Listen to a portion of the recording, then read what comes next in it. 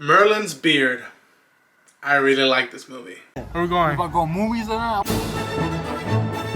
Do not take your kids to watch this movie. I like magic. What the fuck did we just watch? Half of the fucking movie is about the Joker.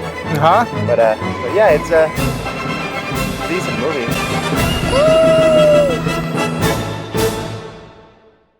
Hi everyone, I'm Ronan Chain, and this is my review of Fantastic Beasts. We're back with Newt Scamander and Jacob Kowalski, and they are now helping out Albus Dumbledore fight Grindelwald and his minions. First I want to say this, that I like the Wizarding World. I liked the Harry Potter movies, but I then grew up reading the books, and I'm not a hardcore fan. I think over the next few months or year I might try to do that because I do like the Wizarding World when I do visit it or watch the movies, but it's not what Star Wars is for me, and people might have it reversed, and that's fine. But I do like the Wizarding World. I know some stuff, I don't know everything, so I don't know every spell besides Wingardium Leviosa, Expectro Patrona, and I don't know what other ones, you know, Avacadabra, I think that's the killing curse, or I don't know. But enough of that. To me, the things that have been making me go back and watch these new Fantastic Beasts movies is the four main characters of the first one, which are Newt Scamander, Tina and Queenie Goldstein, and Jacob Kowalski. They are it. Without them, I don't think I would bother watching these movies. Now, having said that, when they added Jude Law as Albus Dumbledore and now Mads Mikkelsen as Grindelwald, that was a plus for me. Eddie Redmayne, Dan Fogler, Alison Sudol, and Catherine Waterston, whenever they are on screen, and especially when they're together, I'm happy because I'm like, all right, I'm following you guys. I'm willing to follow you guys, and all right, let's go on an adventure. And I have to say that even though, for the most part, Jacob and Newt are together, and now they introduce more of the gift scenes to Queenie, and when stuff plays on, I'm like, all right, here we go. And Tina is missing because she's now the head of magic in the American side, the Aurora, I believe. Whether that was because of stuff behind the scenes, I don't know, but I do miss Tina being together again with the group. To me, Mads Mikkelsen is just natural and fits in as Grindelwald.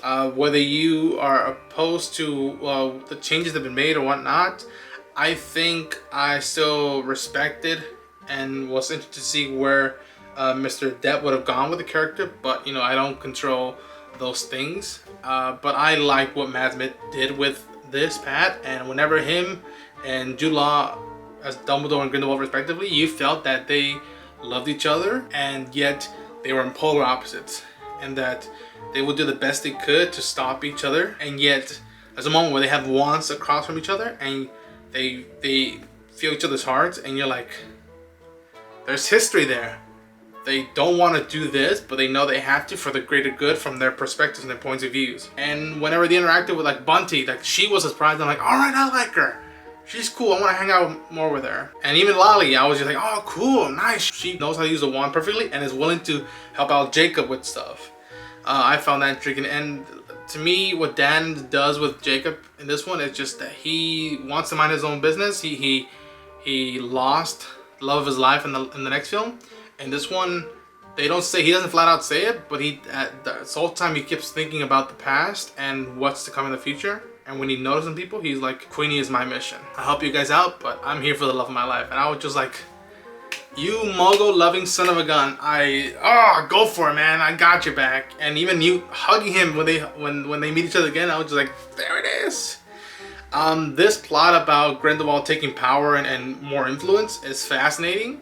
And even the side storyline of the Dumbledores and what that family angle went through and will go through, I find it fascinating. Also, I don't know why it felt like there was just sometimes I got feelings like this was like a heist movie and also a World War II movie. I don't know why. I got those vibes from it, and that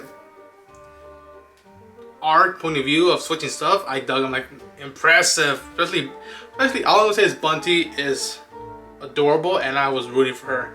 And even when we saw Professor Minerva, I was like, oh yeah, I remember. I don't really remember much of the last one, except that there are moments that I liked. This one, I'm like, all right, this one I would consider buying on Blu-ray and watching it again. I still think probably the first one is my favorite, just because, again, repetitive, but with the 4 main cast, and it's just about finding missing creatures and how they're misunderstood, and how that reflects the points of views of the Muggle world and the Wizarding world.